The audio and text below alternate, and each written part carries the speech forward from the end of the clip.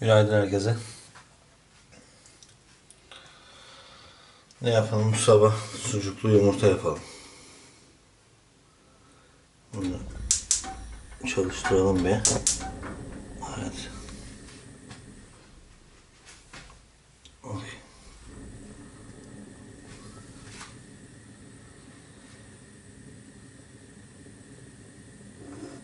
Ne yapıyoruz? 3 tane yumurta. Bu yumurta için bir video çekmiştim ama yayınlayamadım bir türlü.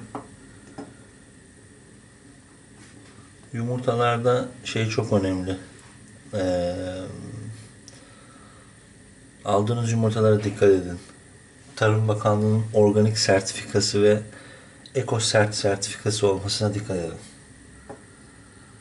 Yani bu hayvanlara ne yediriyorlar? Yem olarak tavuklara bilmiyoruz. Neyse şimdi şöyle tavayı biraz zeytinyağı koyuyorum ben.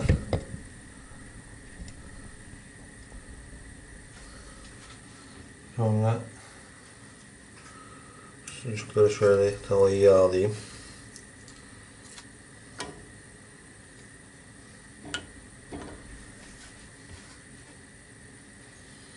Bazıları su koyuyor sucuk yaparken. Öyle de denedim. Ama ben zeytinyağı koymayı tercih ediyorum.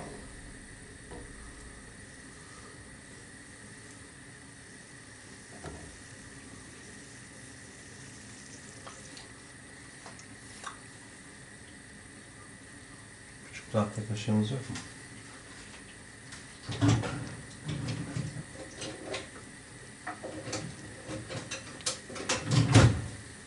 Varmış.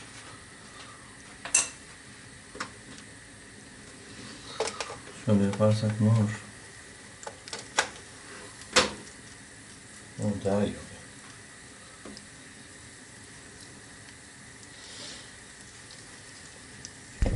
Çocuklar şöyle pişiyor.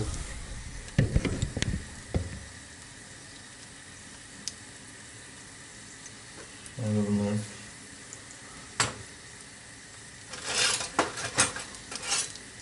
arkadan döndürüyoruz.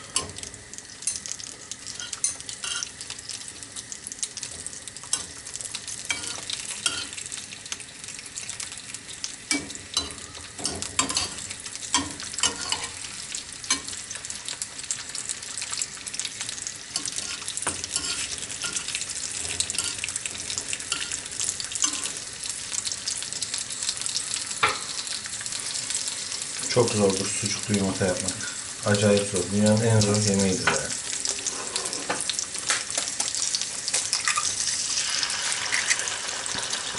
Şaka yapıyorum ha. Böyle de yumurtaları kırıyoruz.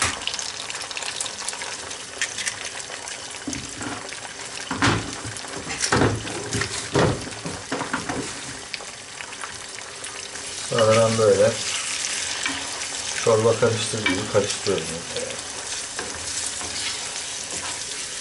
Çünkü şeyi sevmiyorum böyle.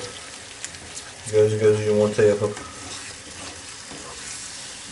bir tarafı pişiyor bazen, bir tarafı pişmiyor yumurtanın. En sevmediğim şey.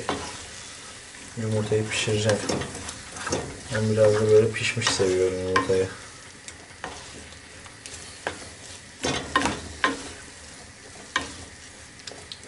Nasıl? Bu kadar. Sucuğu kesiyorsun. Yağ atıyorsun. Ön arka çeviriyorsun. Yumurtayı kırıyorsun. Çok zor değil mi? Dünyanın en zor yemeği. Yaptım oldu. Nasıl oldu? Harika oldu. Hah.